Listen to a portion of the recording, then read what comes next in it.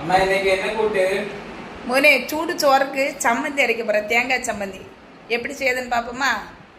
Okay வாங்க தேங்காய் சம்மந்தி எப்படி செய்யுதுன்னு பார்க்கலாம். பாருங்க, நான் தேங்காய் எடுத்துருக்கேன். திருவின தேங்காய் ஒரு மூடி தேங்காய் எடுத்திருக்கேன். பார்த்தீங்களா, ஒரு மூடி தேங்காய் எடுத்திருக்கேன். அப்புறமா இது கூட நம்ம வந்து வத்தல் பொடி சேர்க்க போகிறோம். அரை ஸ்பூன் வத்தல் பொடி எடுத்திருக்கேன். உங்கள் காரத்துக்கு தக்கால நீங்கள் வத்தல் பொடி எடுத்துடுங்க. நான் அரை ஸ்பூன் எடுத்திருக்கேன். இனி இதுக்கு கூட வந்து தேவைக்கு உப்பு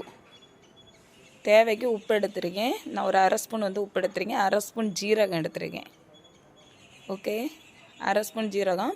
அப்புறமா புளி 2 சொலா புளி. நாங்கள் வந்து 2 கொட்டை புளியை வந்து 2 சொலன்னு சொல்லுவோம். அந்த புளியை எடுத்துருக்கேன். 2 சொலை புளி தண்ணியில் நினச்சி எடுத்துருக்கேன். அப்புறமா ஒரு வாளி வந்து கருவேப்பிலை எடுத்துருக்கேன். இவ்வளோத்தையும் சேர்த்து நம்ம வந்து அரைக்க போகிறோம். ரொம்ப நல்லா மசி போல் அரைக்கக்கூடாது, கொஞ்சம் குறப்பாக அரைக்கணும். பாருங்கள், நான் அப்படி தான் நான் அரைச்சிட்டு வந்துட்டேன். எனக்கு 2 தடவை ஓட விட்டு அரைச்சிட்டு வந்துடுங்க. நான் வந்து டேஸ்ட் பார்க்க மாட்டேன். பையன் வந்து சபரிமலை மாலை போட்டிருக்கேன், அதனால் டேஸ்ட் பார்க்க மாட்டேன். இது வந்து நல்லா அரைச்சாச்சு. பாருங்கள், இந்த சம்மந்தியை வந்து பழைய காலத்துலலாம் வந்து உருட்டி தான் நமக்கு தருவாங்க, அம்மா எல்லாம் பாட்டி காலத்துலலாம்.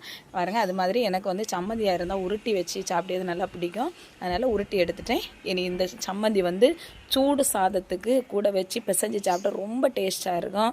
அப்புறமா பழைய கஞ்சிக்கு வந்து பழைய கஞ்சியில் உப்பு போட்டு இந்த சம்மந்தியை வச்சு அப்படி ஒரு வாய் கஞ்சி ஒரு வாய் சம்மந்தி வச்சு சாப்பிடும்போது ரொம்ப டேஸ்ட்டாக இருக்கும். பாருங்கள், மேலும் இந்த சம்மந்தி தோசை, இட்லி, இடியப்பம், டிஃபனுக்கு கூட வச்சு சாப்பிட்டா ரொம்ப நல்லாயிருக்கும். இந்த வீடியோ பிடிச்சா லைக் பண்ணுங்கள், சப்போர்ட் பண்ணுங்கள் நண்பர்கள்.